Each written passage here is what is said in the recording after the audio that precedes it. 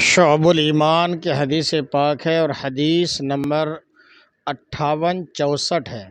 حضرت عبداللہ ابن عمر رضی اللہ تعالیٰ عنہما سے روایت ہے کہ نبی کریم علیہ الصلاۃ والتسلیم کا فرمان برکت نشان ہے، جب دسترخوان لگے تو ہر شخص اپنے قریب سے کھائے اور اپنے ساتھ کھانے والوں کے آگے سے نہ کھائے اور رکابی کے درمیان سے نہ کھائے، کیونکہ برکت اسی طرف سے آتی ہے، اور کوئی بھی دسترخوان اٹھائے جانے سے پہلے نہ اٹھے اور نہ ہی اپنا ہاتھ روکے جب تک سب لوگ اپنا ہاتھ نہ روک لیں، اگرچہ سیر ہو چکا ہو،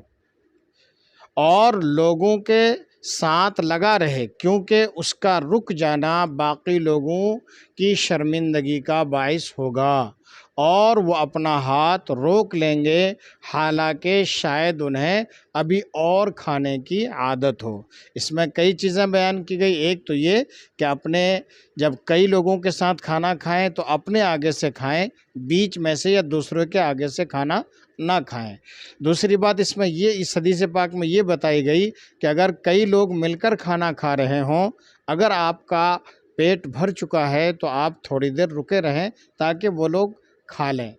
کیونکہ کبھی ایسا ہوگا کہ آپ کا پیٹ بھر چکا ہے، آپ کھانے سے ہاتھ روک دیں گے اور ان کا پیٹ ابھی نہیں بھرا ہے، تو آپ کو دیکھ کر وہ بھی اپنا ہاتھ روک لیں گے، تو پھر وہ بھوکے رہ جائیں گے اور کھانے کی ان کی خواہش باقی رہے گی۔ اس لیے ایسا کرنے سے حدیث پاک میں منع کیا گیا ہے۔